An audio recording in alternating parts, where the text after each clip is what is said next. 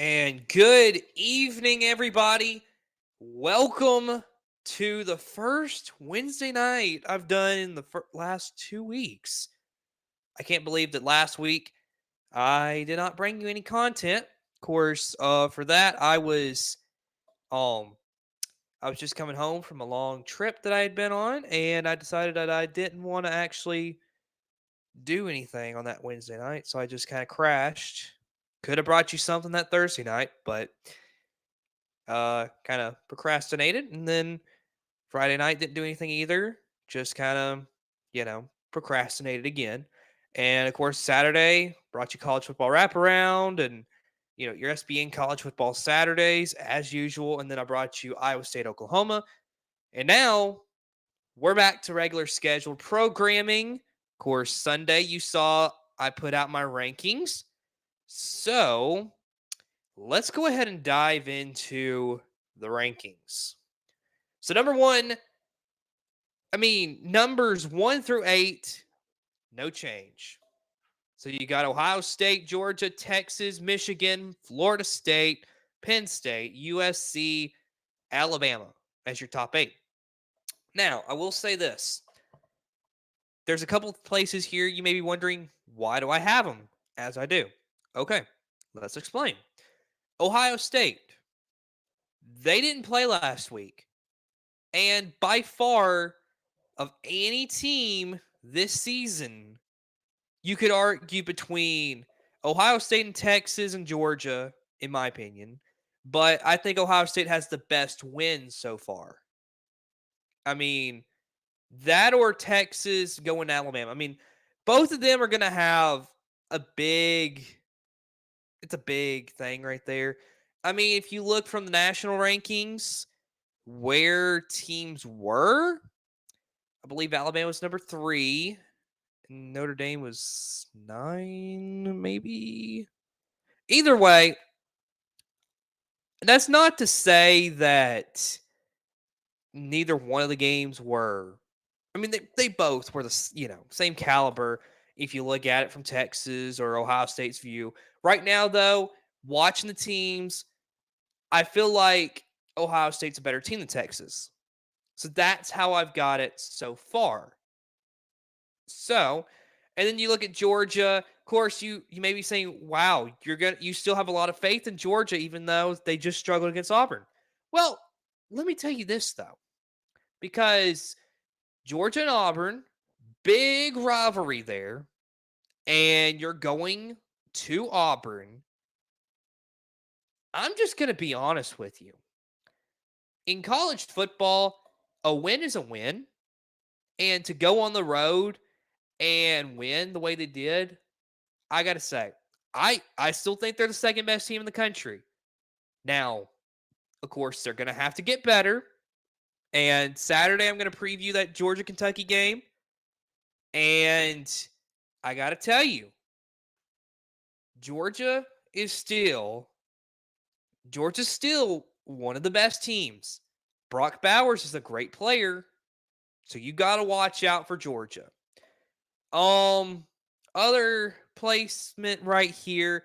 Florida State, of course, not moving, not having not played. USC, I don't believe they played this past week. No, they did. Did I not update their ranking? Their record. I must not have. Either way, that's a mistake on me. Of course, they beat Colorado. Um, and of course, as you see here in the top 10, making their first appearance in the top 10 this season is Washington. So, of course, very interesting for the top 10. And then we go to the 11 through 25. You got North Carolina, Notre Dame, Tennessee, Oklahoma, Kentucky, Ole Miss, Missouri, Kansas State, Washington State, Tulane, Oregon State, Duke, Utah, Kansas, and Miami of Florida. Now, I will say this. Okay.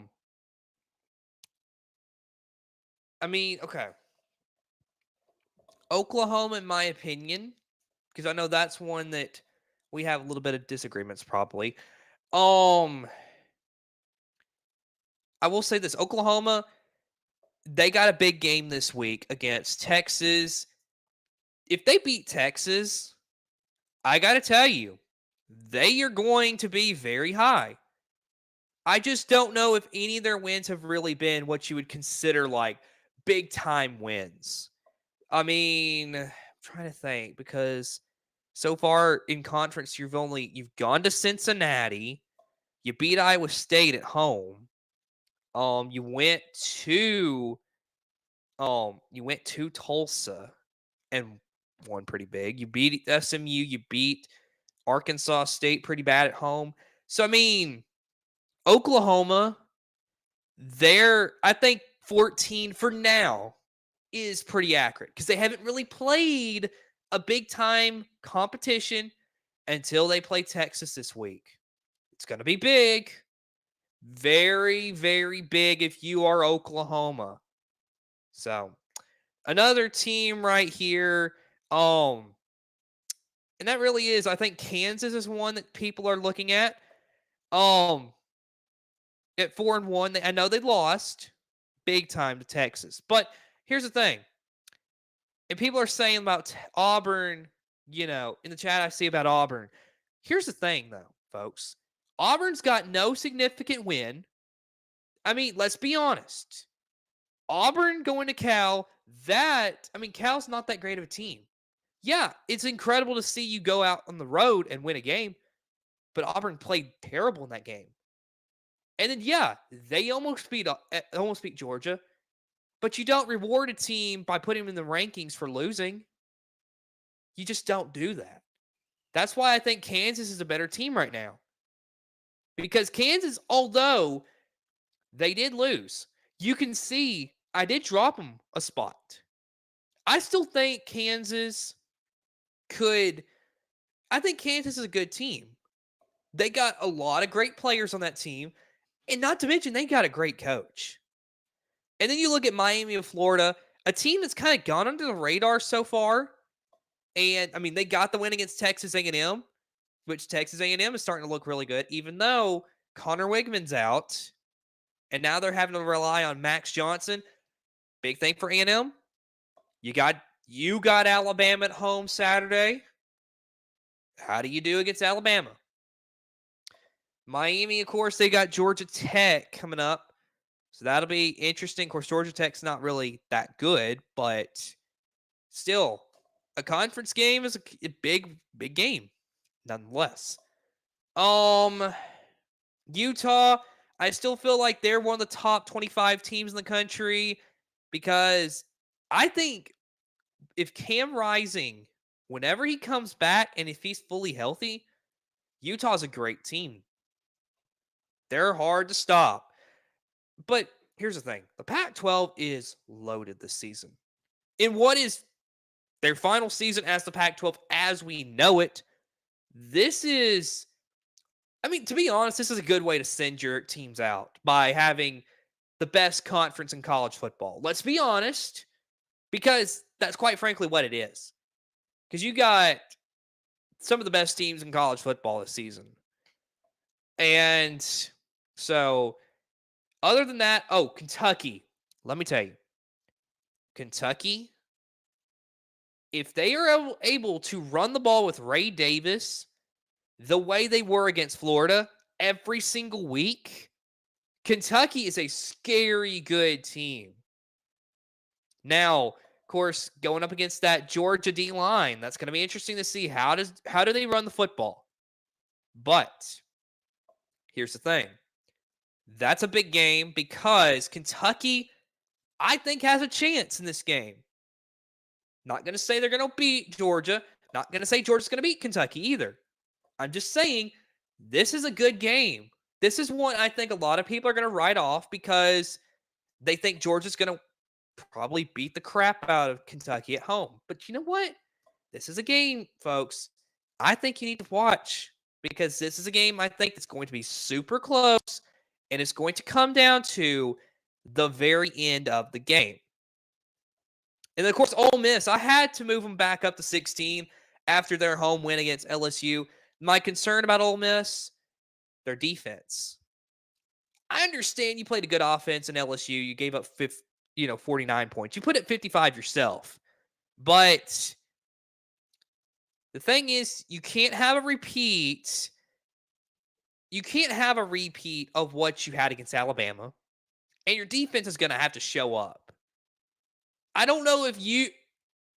I mean, I don't think Ole Miss can expect to go on the road and win a shootout against, let's say, Georgia. Ole Miss can't do that. So they're going to have to play a lot better when it comes to defensive wise, so that they give their offense just a chance to not have to worry so much when it comes to having to put up 60 points a game. So, of course, that right there is my top 25. Of course, I have a lot of comments coming in about opinions on the rankings. So, of course, a lot of opinions on it. So now, let's turn our attention to our first topic and let's talk about Michigan State. Now, you may be thinking, why are we talking about Michigan State? Well, Mel Tucker's gone now. So now it's time to talk about who could we potentially see replacing Mel Tucker. Now, folks, when Mel Tucker took the job, I was not sold on him because, let's be honest, he was at Colorado for 1 year. He did nothing. He did nothing in Colorado. Yeah, he was a pretty decent coach, I think he was like a defensive coordinator at Georgia before he got the Colorado job. I mean, he was good at Georgia, but that's as a coordinator. And he spent 1 year at Colorado, and then he comes to Michigan State. They have their great year, and everybody's like, oh my goodness, this is the greatest coach to come through Michigan State in forever. Of course, before him was Mark D'Antonio, who was pretty good. And so he has the one good year, and then since then, it's just been down the drain. Michigan State cannot do anything at all. And so now Mel Tucker is out after some pretty bad stuff he was involved in. I don't want to go into detail about that because it's pretty bad stuff, and really kind of want to shy away from that kind of talk anyway. But so now we've got candidates to take over, and this is coming from Michigan State.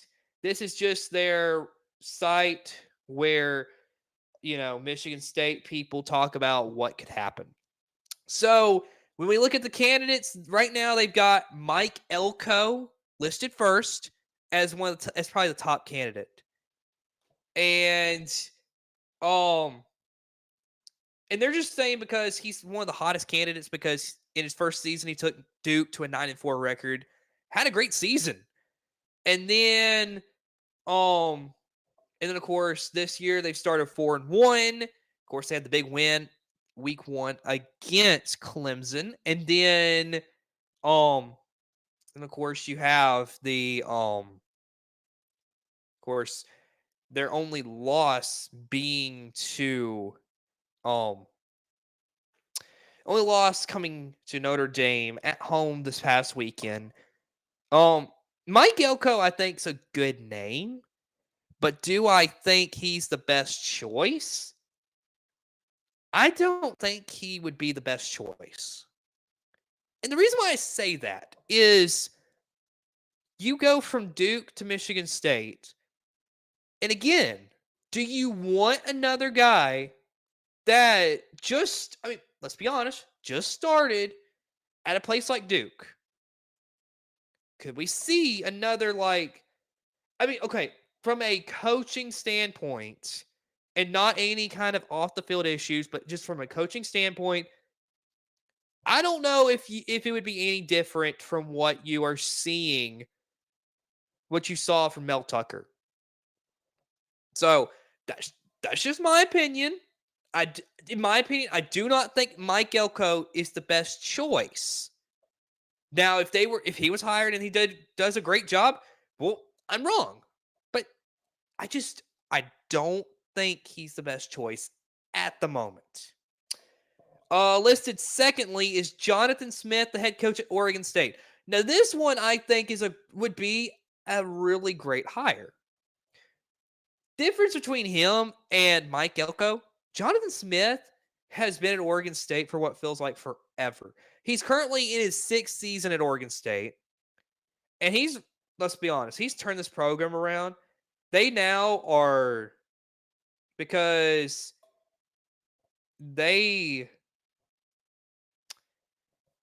last year was a 10-3 season. This year they look like they could be a 10-win team again. Here's the thing.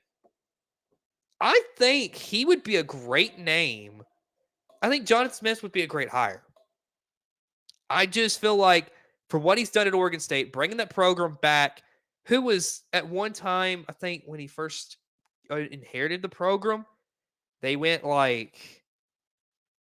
okay, so here it says in the 4 seasons prior to last year, they were 12-16 overall. And when you look at those records, 2-10, 5-7, 2-5, because of course the 2-5 was from the COVID season. And 2021, he was 7-6. 2022, which was last year, 10-3. So I'm just being honest. He's kept his job at a place like Oregon State because, let's be honest, nobody really wants the Oregon State job unless you're a guy who's looking to work his way up into the coaching ranks. Jonathan Smith, I think, has done a great job, and I think he's put Oregon State on the map when it comes to college football, and I think this is a great hire. If Michigan State were to go after Jonathan Smith, I think it's a great hire because he's more experienced than Mike Elko as a head coach at this current time. So that's just my opinion.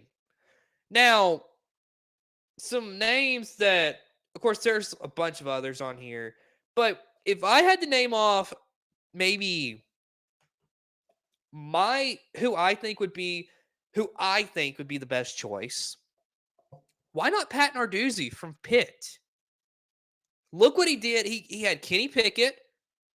I mean, he was Heisman caliber quarterback he had. And then after that, Pitt's still been able to, I wouldn't say, they haven't been incredible, but I mean, they haven't really shied away from being good enough to make a bowl game. Pat Narduzzi's a good coach. And he had coached at Michigan State back a while back. I think Pat Narduzzi deserves a chance to be the head coach at Michigan State. Now, another name that's been thrown out there is Urban Meyer. But, folks, we all know that ain't happening. At least, I hope not. Because, let's be honest, Urban Meyer brings too much baggage when it comes to, you get him, you may have him for a few years, and then, oh, look, I'm sick again. I mean, I'm not trying to make fun of Urban Meyer. I'm just stating the obvious fact that when it came to Florida, I believe he used the excuse of he got sick. Of course, Ohio State, he said he was sick. You know what the real thing was, though? It's behind the scenes things that was going on with Urban Meyer.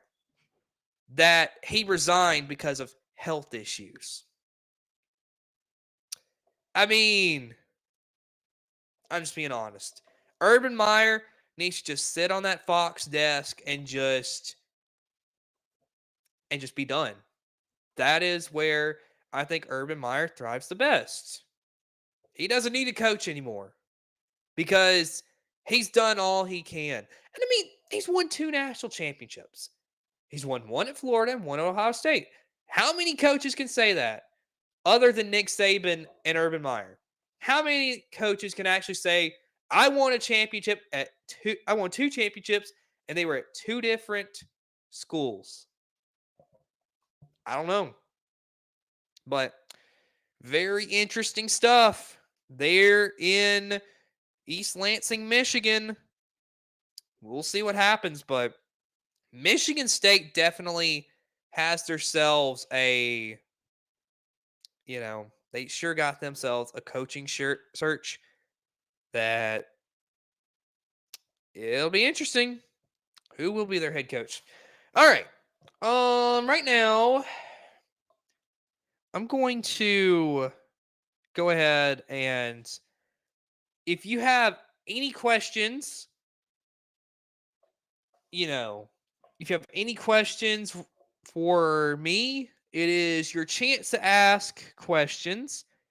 I'm going to get some stuff pulled up for the remainder of the show. So while I do, if you have any questions, please put that in chat and I will answer them about as soon as possible.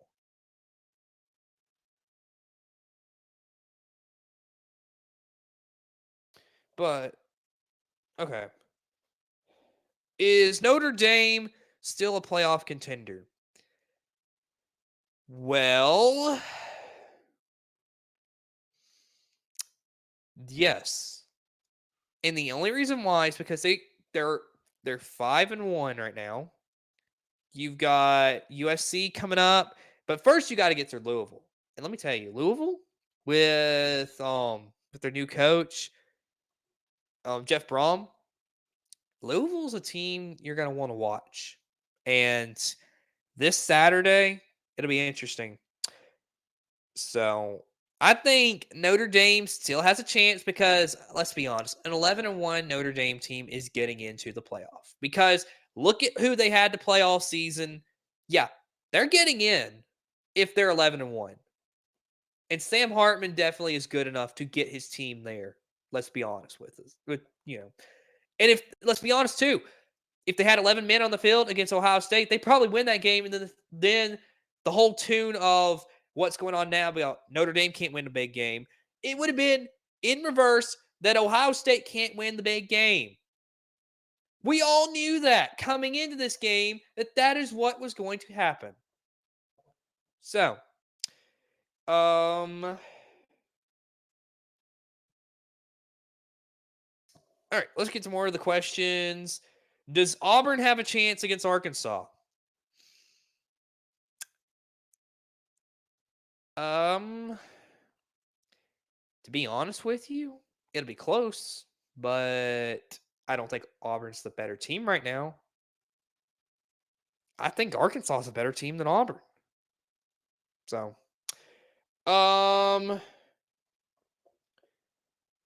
is Kansas State going to lead the Big 12 from now on? Well, actually, if you think about it, Kansas State has been pretty consistent. Chris Klieman, let me tell you, if you talk about a guy who is very underrated, then Chris Klieman, I think, is underrated, and his team's underrated. Kansas State's been pretty good. Now, they're not good enough to beat some of the better teams when it comes to the Power 5, but you know what? They're a quality team. They could. I could see that. Let's see here. Is Auburn a 7-5 team? Probably at best. If I'm being honest, that is at best, I think 7-5 is what Auburn's going to be this season. And at worst, I could see 4-8, 5-7. Because Auburn, to be honest with you, is just not. They're not incredible. Georgia and Auburn, that game, it's a rivalry game for a reason. And when you go to Auburn, you got to play, and you're a number one team, which, it's pretty incredible to see how Auburn plays against number one teams at home. So, I mean, let's be honest. Georgia probably should have won bigger, but Georgia still won the game. Let's see. Is TCU going to get back to last season's success? No. Not at all, because they're not that good as what they were last year. They lost too much. Will the Auburn game be decided by 3 points? Potentially. So we'll give you a few more minutes. I've got some stats ready to go. And of course, very interesting stuff. Oh, if you're talking about the Iron Bowl, I'm sorry. Auburn's got no chance in that Iron Bowl because I think Alabama will just roll over Auburn. If you're looking at it right now, because sorry, just I don't have a lot of hope that Auburn would actually do that good against Alabama. Especially they're not going to, with how terrible their offense is, Auburn's is, and Alabama's defense this season. Yeah, Auburn better be lucky they get 3 points in that game. Who is your Heisman favorite? Ooh, here we go. That is something that I'll answer. I kind of like that. Right now, well, from what I've seen, I would say Drake May's up there. I don't know if Quinn Ewers. I mean, he's played good, but I don't know right now if he's really a Heisman favorite kind of quarterback. I mean, I don't think Caleb Williams will win it, but I feel like he's in that race. But right now, I think if I had to choose a Heisman, I would probably say Drake May. So, let's see. Who would win, Ohio State or Texas? Right now, I think Ohio State would win the game. Okay, this question I don't. Jalen Milroe is not anywhere close to Heisman contention. Is USC a playoff team? Yeah, I think they are totally capable, but let's see how they do the rest of the season because I'm not completely sold that they can win a game in the playoff because of their defense. I mean, it's pretty evident against Colorado. Who is Palm Tree?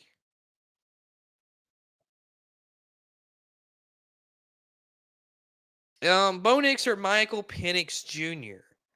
For as far as Heisman, I'd probably say Bo Nix.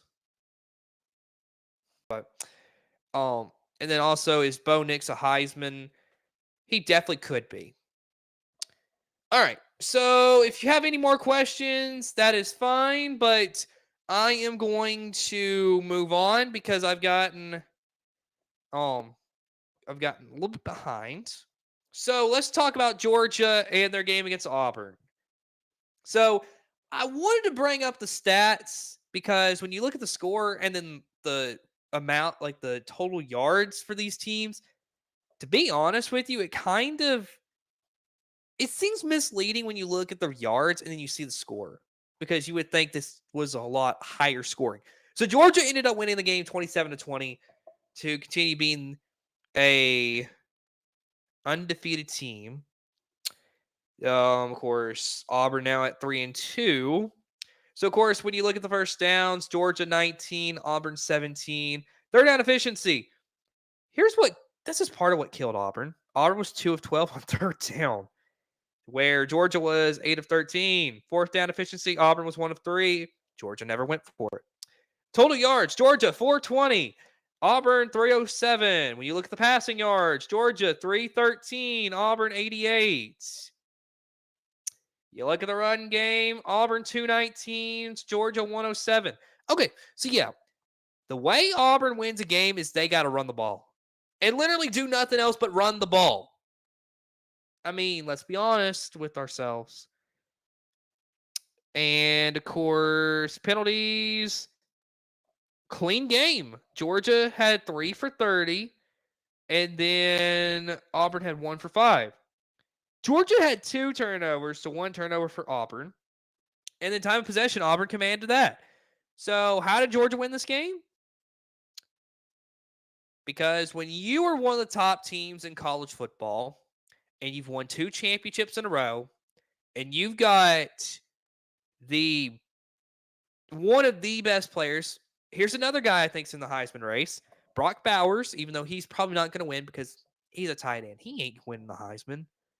But when you got guys like Brock Bowers on your team who's won championships, who knows how to win a game, well, you know what? You're going to find a way to win even though you play when you turn the ball over 2 times, when you can't control the time of possession, when things look like you actually should lose this game. You find a way because Brock Bowers, 8 receptions, 157 yards. He had a touchdown. Now, I do remember he had I believe he had another touchdown or something like that that was called off. Either way, Brock Bowers is incredible. Very big for that Georgia team. Other than that, as far as the ball was just distributed very evenly towards all the other players as far as in the passing game. Leading rusher for Georgia was Daijun Edwards, 19 carries, 76 yards. So, yeah, the thing is, Georgia found a way to win this game. And then also Carson Beck, 23 of 33, 313 yards, a touchdown and an interception. Here's the thing. What I saw from that game though, Carson Beck,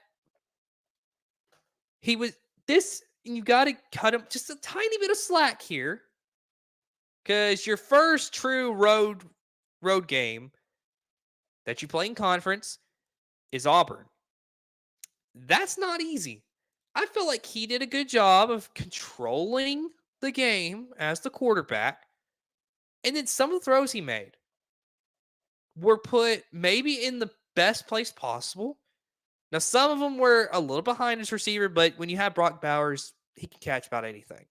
But Carson Beck, I don't think he played an amazing game, but he played good enough to win for Georgia. And that's all Georgia needs is just be good enough to win. Because I don't think you have to be Stetson Bennett. Now, I will say Stetson Bennett is not one. I don't think he's incredible at quarterback. But the thing is that Stetson Bennett had that mindset like he was going to win this for his team. That's why Georgia was successful and got 2 championships.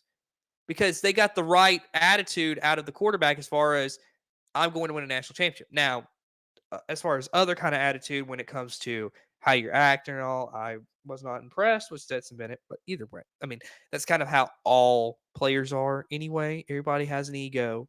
So, either way, and then we look at Auburn in this game. Peyton Thorne, 10 of 19, 82 yards, and an interception. Robbie Ashford, 1 of 1 for 6 yards. And then running the ball, Peyton Thorne, 12 for 92 yards. Jarquez Hunter, 19 for 59. Brian Batty, 8 for 35. Robbie Ashford, 4 for 33. Receiving game, just nowhere to be found. Really nowhere to be found. I'm just being honest with you. But when you look at that game, Auburn played at home, arguably played a better game than Georgia.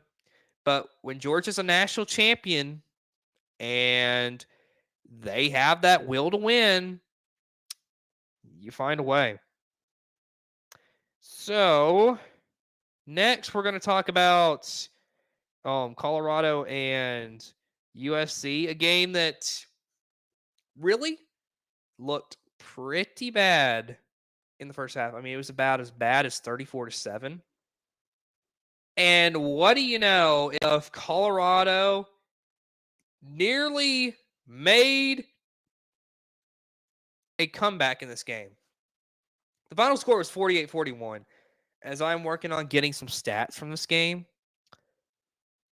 And I got to tell you, the idea that Colorado was without Travis Hunter and Shiloh Sanders and still had a chance to win this game, I don't think this really says, okay, the defense for USC's. No. USC's defense is terrible. Okay? This is the problem that USC had last year. And this is why they're not going to win a national championship. They need to play defense a whole lot better than what they have. Had to take a sip of water real quick for those of you listening on podcast. But the thing is, USC, I have not been sold since Lincoln Riley got there that by getting Lincoln Riley, they would automatically just be right there as one of the top teams in college football and win the national championship. Now, right now, I do think they are a really good team. But when it comes to, when it comes to the idea of them actually winning a national championship, I've not been sold on that.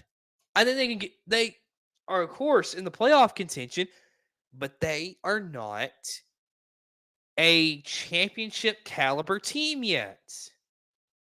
So look at the passing yards in total. 403 for USC, 371 for Colorado. Running game, USC had 95, Colorado had 193. Turnovers, USC had 1, Colorado had 1. Of course, time of possession, Colorado controlled that, 32 minutes to 28 minutes. So, a little bit right there. So, total yards, Colorado had more yards, 564 to 498 in this game. So you're looking at, over 1,000 yards between these teams. Caleb Williams was 30 of 40 for 403, six touchdowns, 1 interception. Wow. Though for 6 touchdowns. And Lloyd was your top as far as running game. Lloyd 13 for 84 and a touchdown. Receiving, your top one was Washington, 8 for 117 and a touchdown. Rice had 5 for 81 and 2 touchdowns. And then you look at Colorado. Shedeur Sanders, 30 of 45, 4 touchdowns, 1 interception. Run game, Hankerson, 16 for 74 and a touchdown. And then you look at the receiving game. Miller had 7 for 96 and a touchdown. Horn had 7 for 84 for 2 touchdowns. So, you look at that, very offensive side of the game. Colorado probably, they definitely didn't win the game. But this was an incredible game. So, the fact that Colorado even had a chance to come back at the end is pretty incredible. So, all right. Now, for the final few minutes of the show, I'm going to pull the slides back up. Of course, it's going to pull the rankings back up, but I'm going to... All right. So, you're wondering, what game are you going to do, Cooper? You got week 6. You got a bunch of teams and a bunch of games that's going to be very interesting this weekend. And I decided, why not do a game that's in prime time and that I think that a lot of people think that maybe a blowout or necessarily, one of these teams don't really have a chance. So, you know what? Let's go ahead. Kentucky and Georgia is the matchup this week that I'll be doing. I'm excited for this game because I think this is a good game because Georgia is going to be very interesting to watch. But also, Ray Davis, the running back of Kentucky, that man is special. And if Georgia cannot play good enough defense against Kentucky's run game, Kentucky's going to run laps all over Georgia. So, very interesting game that we are going to be seeing live here on Saber Broadcast Network Saturday at 6 o'clock. So, you don't want to miss it. Of course, this is a 20 against 4. I mean, not 4, but 20 against 1. I don't know why I said 4. Either way, 20 against 1. This is going to be fun to watch. And of course, we're going to get into previewing it a little bit later Saturday. And so very interesting game when it comes to Kentucky and Georgia. So I do have a question right here about, do you do fantasy football as well? I actually have not talked a lot about fantasy football, but I have, like, I do, I do work with my own fantasy team a little bit, and I wouldn't say I'm doing incredibly, but I mean, I think my strategy with fantasy football is stick with the team that you got whenever you draft and don't make a lot of trades or acquisitions of any kind and just stick with your team. And then you could have a very successful team because who knows when your players may start to play really good. So, all right. Of course, as you can see on the screen, game's gonna be Kentucky and Georgia. That's Saturday, 6 o'clock. And so we have a lot of stuff coming up here on the channel. Don't forget to tune in Saturday morning at 9:30 in the morning for SBN college football Saturdays here on Saber Broadcast Network. Basically, we're going to start out with talking about Auburn. Then, of course, we got state of college football. Then, of course, we got college football wraparounds. And, of course, in the middle of state of college football and college football wraparound, we may have a little something. Don't know yet. Not going to announce that yet because we don't completely know yet, but we may. So stay tuned. Tune in Saturday, 9:30 a.m. Of course, that runs till about 11 a.m. So you got an hour and a half getting some great college football content here on this channel. And then when it comes to Saturday night, you got the game. I mean, great content coming from Saber Broadcast Network. I can't lie about that. So, well, that is all that I have for tonight. And it's a good night when you can talk and you miss one topic because you got talking a little over your time. I mean, that's a pretty good night. So, sometime I may talk about Ole Miss and LSU later. I may talk about Notre Dame and Duke later. We don't know. May bring that up later. But for now, thank y'all so much for tuning in tonight. Y'all been a great crowd to talk to here on the channel. And of course, for those listening on Spotify, of course, thanks for listening. So for now, I'm Cooper Naylor. Thanks for watching or listening, and we will see you again Saturday.